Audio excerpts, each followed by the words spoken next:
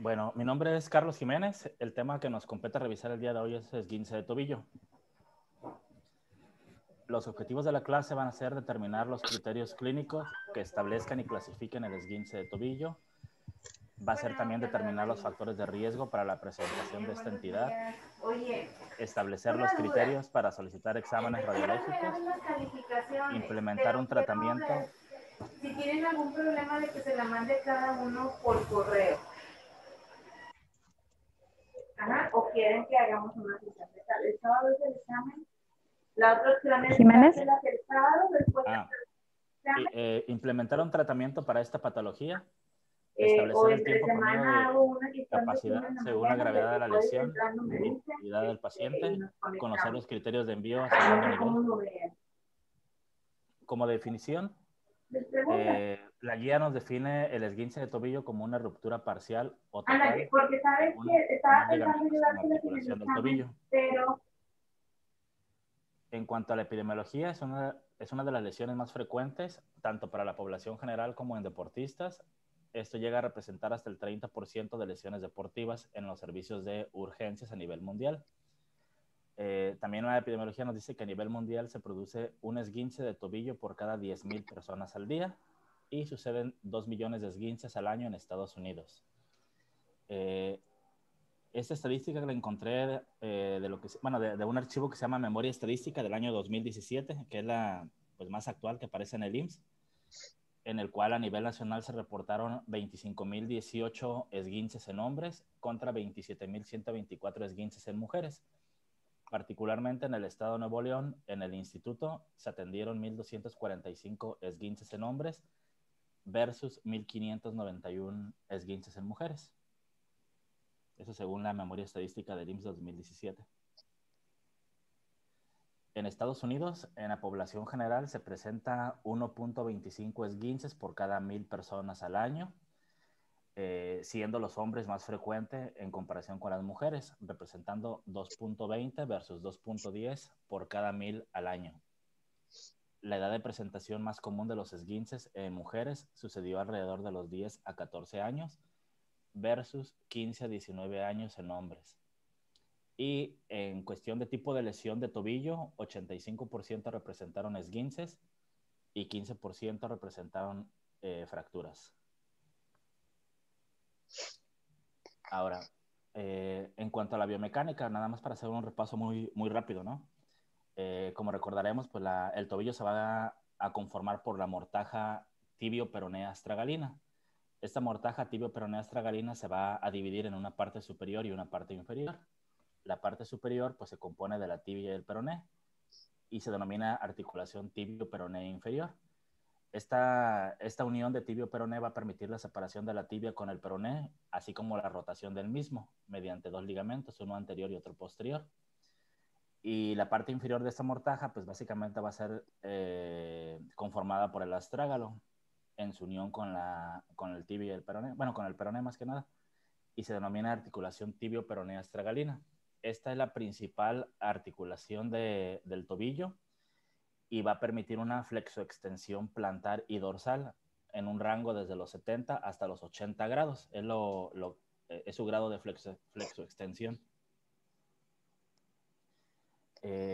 La tróquea astragalina como tal, que es la que estamos viendo aquí en esta parte, va a tener una forma cilíndrica de unos 105 grados si la vemos en un plano horizontal. Va a ser de 4 a 6 milímetros más ancha por delante que por detrás. Esto es importante porque va a permitir el correcto asentamiento de lo que es la tibia y es lo que le va a dar soporte al cuerpo en la marcha. La mortaja tibio-peroné pues va a formar un semicilindro de 65 grados. Ahora, en cuanto a la fisiopatología, pues hay que recordar también que los ligamentos del tobillo pues van a ser comprendidos por una cara lateral y una cara medial. En cuanto a la cara lateral, va a ser comprendido por el ligamento tibio-peroné posterior, el ligamento astrágalo-peroneo posterior, ligamento colateral peroneo y ligamento astrágalo-peroneo anterior. Finalmente, el ligamento tibio-peroneo anterior. Esto en conjunto pues van a ser fascículos básicamente de un solo ligamento y denominado ligamento deltoideo, el cual pues va a tener estos fascículos. 85, bueno, es importante conocer ese tipo de ligamentos porque la guía nos menciona que el 85% de las lesiones ocurren en los ligamentos de esta cara. De este 85% de lesiones de esta cara, de la cara lateral, porque va a ser la más débil, 75% van a ocurrir en lesiones en el ligamento astrágalo peroneo anterior, que vendría siendo este. Aquí es donde ocurre el 75% de las lesiones de tobillo, de esguinces, porque es el más débil. Este, como recordaremos, se va a insertar en el borde anterior del malleolo del peroneo y se va a dirigir hacia abajo y hacia adelante para acabar insertándose en el astrágalo. El ligamento astrágalo peroneo posterior, pues es el más grande y es el más resistente, que vendría siendo este. Ese es el ligamento más grande, más resistente. Y recordando nuevamente que el astrágalo peroneo anterior es el más débil y es en el que suceden la mayor parte de los esguinces. Una pregunta. ¿Puedes Ajá. regresar a la pasada? Sí, así. La imagen, los números que pusiste de los ligamentos corresponden a la imagen. Sí, corresponden a la imagen, la saqué del mismo, pues es del mismo artículo. Porque se me hace raro que, digamos, por ejemplo, el 4 Ajá. diga que es el asago peroneo anterior, siendo que está insertado en el calcáneo. Sí, bueno, aparentemente pues, se ve como si fuera el calcáneo. Probablemente la imagen pues no esté, bien hecha, ¿no? Porque pues sí es el calcáneo como tal. Aunque realmente la tibia tiene articulación, bueno, no tiene articulación, sino tiene una inserción de ligamento, pero con el astrágalo como tal, no con el calcáneo. Pero sí, la imagen la saqué de un artículo. Okay. Y también lo de que, nada más para complementar, no es crítica Ajá. ni nada. Sí, claro. El ligamento deltoideo es más la cara medial que la lateral. Ok, muy bien. Igual como quiera lo reviso. Gracias. Durante la carga fisiológica, estos ligamentos van a soportar 1/3 de la fuerza ejercida durante la marcha. Van a sufrir una deformidad estructural del 2 al 5%. El ligamento astrágalo peroneo anterior, como ya mencionamos, pues es el más débil de este complejo y no se va a tensionar. Mediante la plantiflexión, en combinación con un movimiento de inversión, la carga se desplaza a esta zona, lesionando este tendón. Y recordando que la plantiflexión pues, es el movimiento natural al momento de caminar o al ponernos de puntas. Y la dorsiflexión pues, vendría siendo lo contrario. Ahora, sí, tiene razón. La cara medial pues, es el ligamento deltoideo como tal, como bien nos mencionaban hace un momento. Y está compuesto por 4 fascículos. Está compuesto por el ligamento tibio astragalino anterior, el ligamento tibio navicular, también denominado escafoides, el ligamento tibio calcáneo y el ligamento tibio astragalino posterior. Esta cara medial pues va a ser la más fuerte, por así decirlo. Bueno, no por así decirlo, es la más fuerte del tobillo. O sea, esos ligamentos son los más fuertes del tobillo. Son más resistentes. La función de estos ligamentos van a estabilizar la articulación en eversión y la protegen de la subluxación. La eversión forzada es un mecanismo de lesión y una combinación de eversión forzada más rotación interna de la tibia compromete toda la sindesmosis. Ahora, en cuanto a la sintomatología, pues básicamente los síntomas que va a presentar en el sitio de la lesión pues van a ser dolor, edema, equimosis, así como una limitación funcional.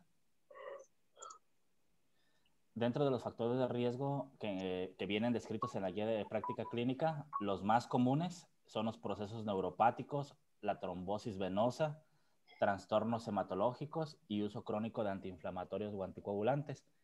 En la guía no menciona por qué son los más comunes, pero yo encontré que estos factores básicamente intervienen en la disminución de la fuerza muscular y la pérdida del equilibrio. Otro de los factores de riesgo pues, son las alteraciones anatómicas del pie, sobrepeso u obesidad, así como actividades laborales o deportivas. Pero las más comunes pues son las 4 primeras que mencionamos, ¿no? Ahora, es muy importante la anamnesis porque es importante integrar una correcta historia clínica con la identificación de los factores de riesgo del paciente lesionado, identificar el mecanismo de lesión, identificar los factores que puedan comprometer la mejoría clínica y funcionalidad de la extremidad afectada, así como identificar el lugar donde sucedió el accidente, ¿no? El esguince, ya sea en su casa, en su trabajo o si es de trayecto, porque esto va a ser importante también para valorar el tiempo de incapacidad que se le pueda dar al paciente de acuerdo a su actividad física y el grado de lesión. Ahora, en cuanto a la exploración física, pues es importante identificar el aumento de volumen en la zona afectada, valorar la presencia de deformidad o alteraciones anatómicas, presencia de equimosis. Hay que determinar también el grado de dolor mediante la palpación a nivel de los ligamentos peroneos. Hay que determinar también el grado de funcionalidad de la extremidad afectada.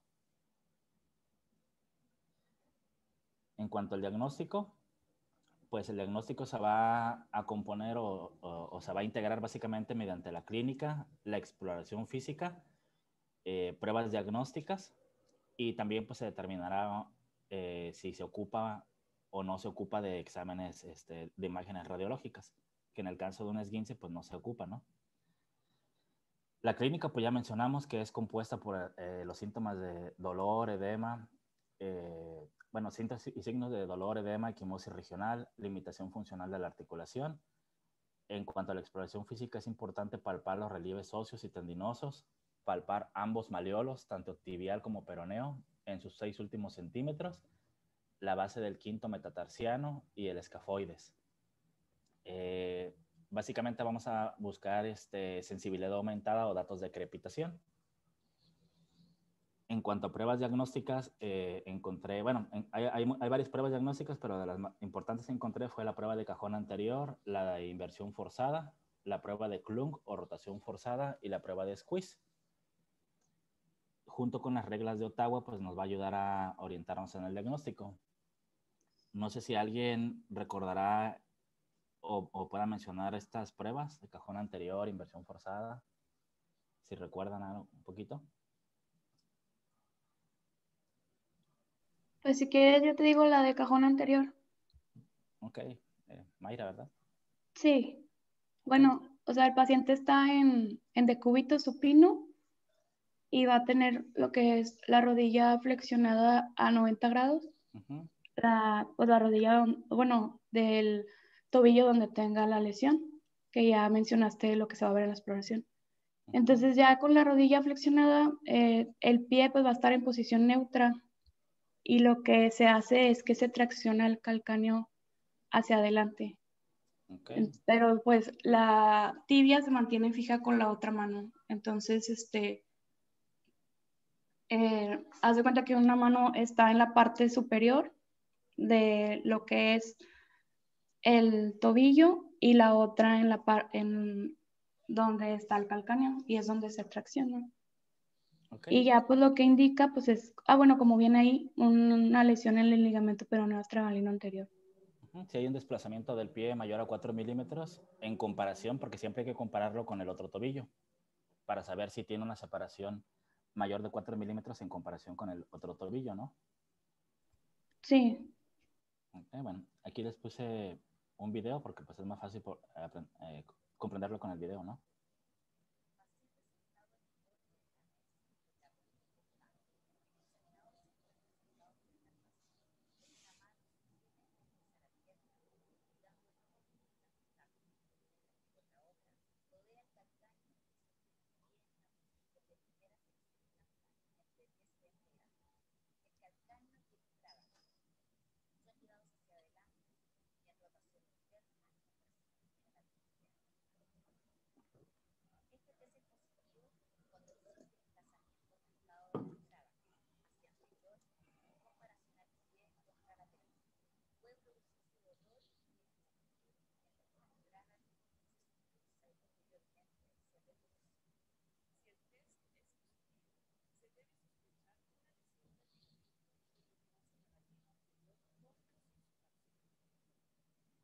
Muy bien.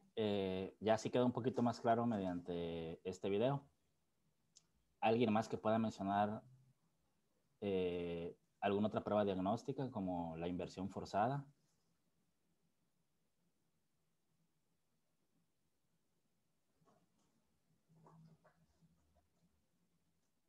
¿No? ¿Nadie? Bueno, el test de inversión forzada, pues básicamente tenemos un pie flexionado de 10 a 20 grados con una rodilla en flexión a 90 grados. Se realiza inversión del tobillo sujetando la región plantar y el tercio distal de la tibia. Este va a ser positivo si se desplaza más de 10 a 20 grados respecto al otro tobillo, el tobillo sano. Y este desplazamiento pues, nos va a sugerir una lesión del ligamento peroneo calcáneo. Igualmente, pues aquí está una imagen.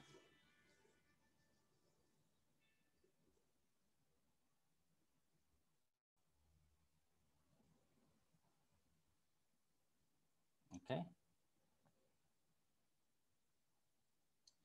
Tenemos la prueba también de Klug o también llamada rotación externa forzada.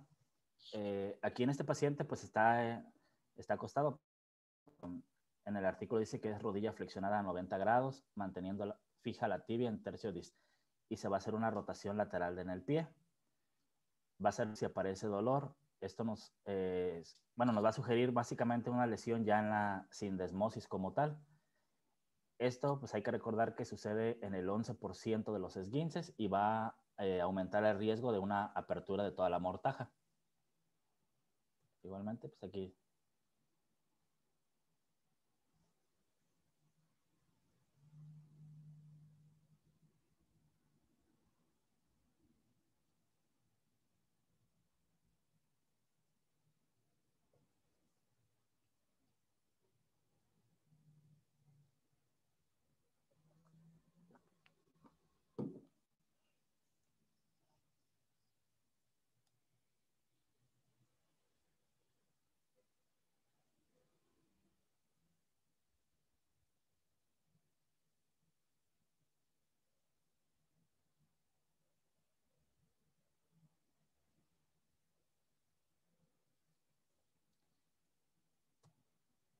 Y finalmente tenemos el squeeze test. Básicamente se va a presionar el tercio medio de la pierna, tanto la tibia como el peroné, y se va descendiendo sin llegar al tobillo. Se va descendiendo la presión sin llegar al tobillo. Y va a ser positivo si aparece un dolor distal irradiado hacia el tobillo. Esto va a sugerir una lesión de la sindesmosis también.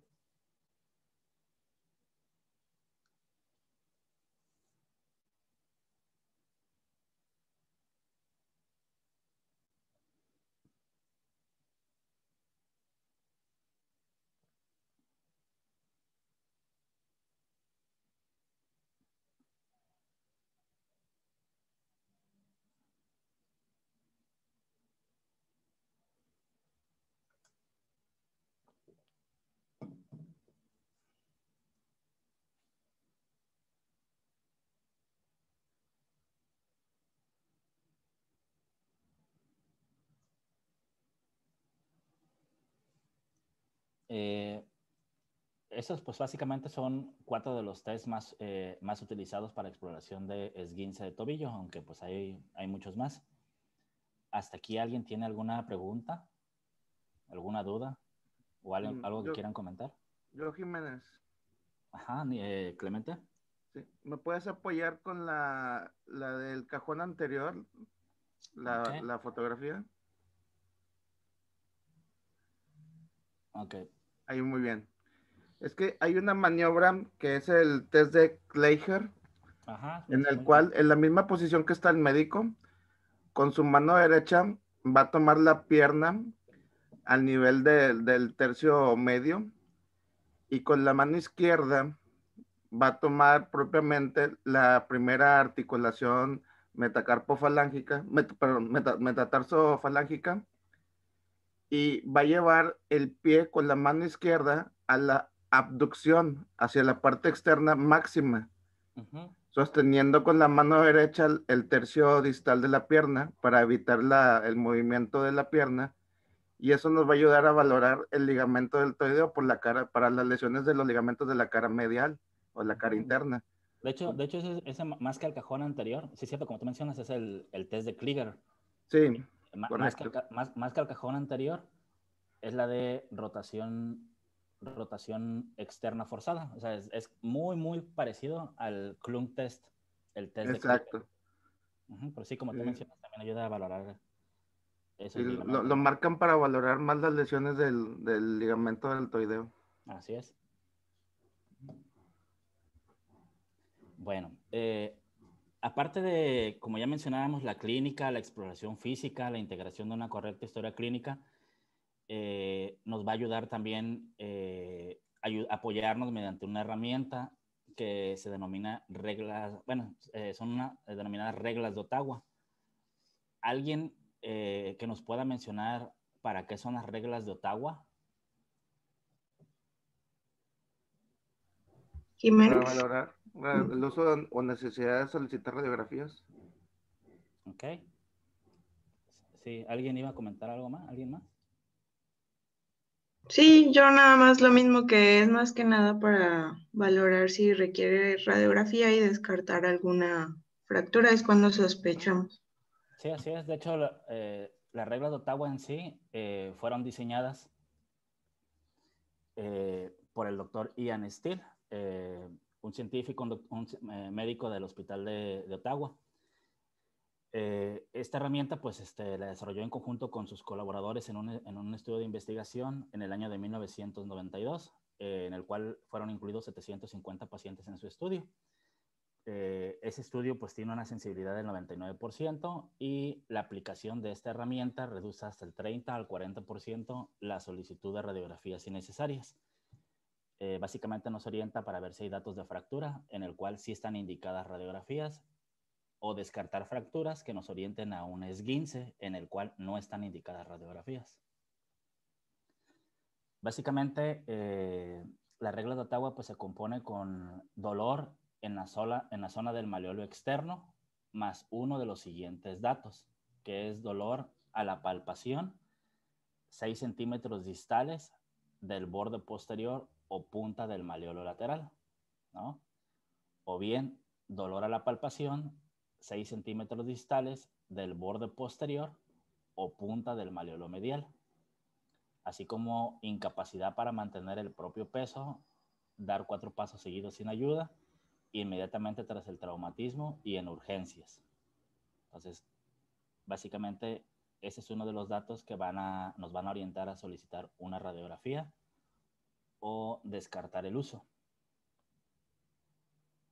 Ahora, en la zona interna, pues es un dolor en la región media del pie, más uno de los siguientes. Es dolor a la palpación en la base del quinto metatarsiano, dolor a la palpación del hueso navicular, o, al igual que la anterior, incapacidad para mantener el propio peso, dar 4 pasos seguidos sin ayuda, inmediatamente tras el traumatismo y en urgencias.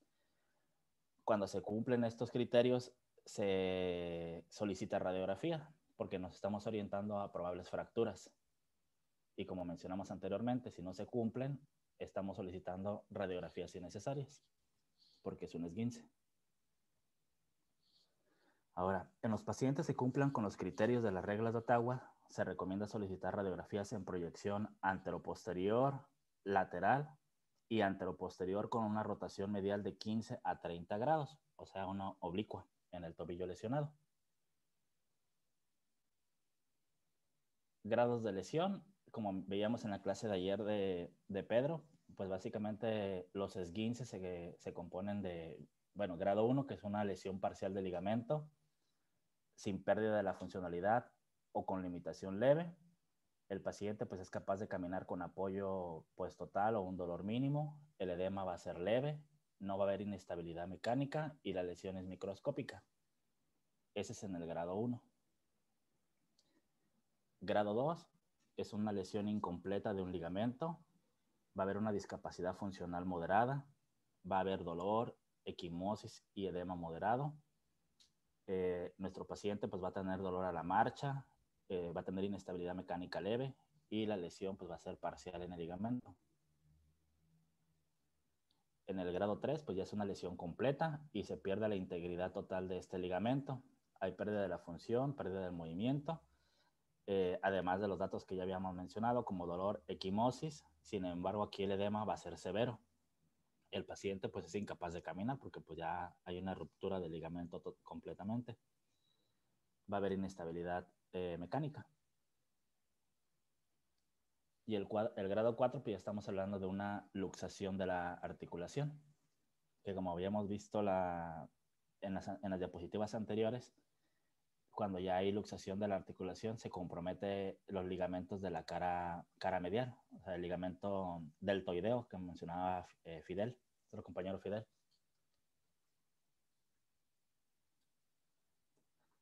¿Hasta aquí algún comentario o algo que quieran mencionar?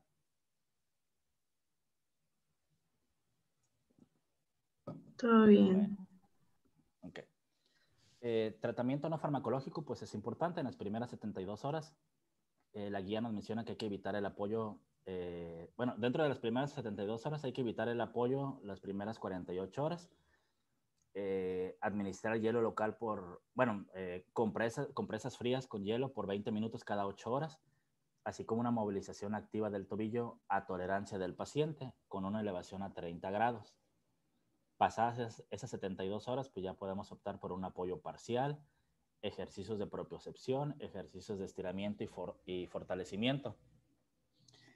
Y nos menciona que no se debe ferulizar en los grados 1 y 2, puesto que se ha visto que el ferulizar y el inmovilizar prolongadamente la articulación va a llevar a una cicatrización inadecuada de esos ligamentos, lo cual va a dejar recidivas crónicas. Entonces ahí lo que se recomienda es básicamente primeras 72 horas reposo.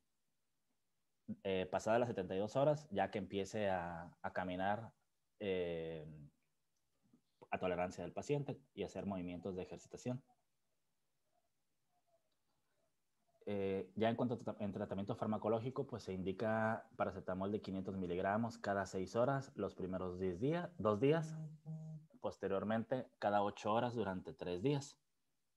Si existe un edema malleolar, pues hay que combinar un AINE como diclofenaco o piroxicam.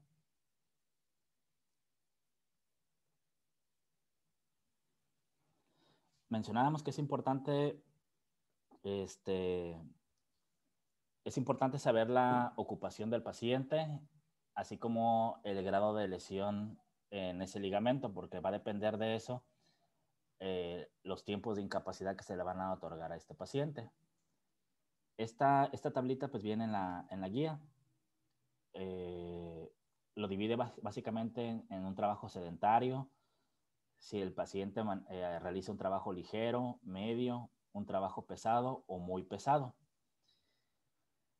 Y básicamente esto va a aplicar a los esguinces de primero o segundo grado, siendo en un trabajo sedentario una incapacidad de ningún día como mínimo hasta máximo 7 días. Ya en un trabajo muy pesado, mínimo van a ser 7 días y máximo 28 días, ¿no? Por ejemplo, se podría decir a lo mejor un trabajo ligero de 1 hasta 7 días y así sucesivamente. Ya en los esguinces de tercer grado, pues ya la incapacidad se va a extender hasta 70 días cuando el trabajo es muy pesado o pesado, y 7 días si el trabajo es muy sedentario. Si el trabajo es ligero, pues 28 días, con mínimos que van desde un día hasta los 14 días en trabajo sedentario versus trabajos muy pesados. Pues esto yo creo que ya con el tiempo, conforme los vaya uno viendo en la consulta, se pueden ir quedando un poquito mejor, aunque siempre está bueno tener esta tablita cuando tengamos dudas, ¿no? Como mencionábamos, pues es importante, pasadas las 72 horas, empezar a hacer movimientos de apoyo y movimientos de rehabilitación para evitar secuelas a largo plazo, uno de los cuales pues, son los ejercicios de movilización activa en flexoextensión a tolerancia. Ahí lo que mencionan es que habría que hacer de 5 a 7 movimientos de flexoextensión en 10 repeticiones, 2 o 3 veces al día. También están los ejercicios de propiocepción, en el cual pues, se va a ayudar al paciente con una sábana, una toalla, a estar flexionando el tobillo para poder arrugar con los dedos del pie esta toalla o esta sábana. También están los ejercicios de propiocepción con descarga de peso, en el cual pues, el paciente se le pide que alterne los pies y vaya soportando el mismo peso del cuerpo al apoyarse en plantiflexión. Ejercicios de fortalecimiento de contrarresistencia, igual utilizando una venda elástica. Criterios de referencia pues van a ser pacientes con fracturas, luxaciones, cuando ya hay un compromiso neurovascular, cuando hay una ruptura o subluxación tendinosa, cuando hay heridas articulares penetrantes, en el caso de bloqueo mecánico de la articulación y lesión de la sindesmosis. Dentro de las complicaciones, por eso, porque es importante un adecuado tratamiento de ese tipo de lesiones. Dentro de las complicaciones encontré que el 60% van a presentar una discapacidad a largo plazo, en especial en aquellos esguinces de tercer grado. De este 60% van a corresponder el 30.2% hacia un dolor residual, 20.4% a una inestabilidad mecánica, 18.3% a crepitación de la articulación, 16.5% debilidad y 13.9% tumefacción. Y la complicación más frecuente es la recidiva de la lesión por pérdida de la propiocepción del 3 al 34%. Otra de las complicaciones que se pueden encontrar pues son lesiones de la arteria tibial anterior y posterior, fractura osteocondral del domo talar, artritis postraumática, sinovitis y cuerpos libres dentro de la interarticular. Y sería todo. Esta es la bibliografía donde saqué pues todas las imágenes prácticamente y pues sí, como mencionaba Fidel hace rato, la imagen no correspondía con la descripción de los ligamentos. Sin embargo, pues así venía tal cual y pues una referencia válida, aunque la imagen no sea muy buena. Hasta aquí, ¿algo que quieran agregar o alguna pregunta? R2, ¿algo más que quieran aportar?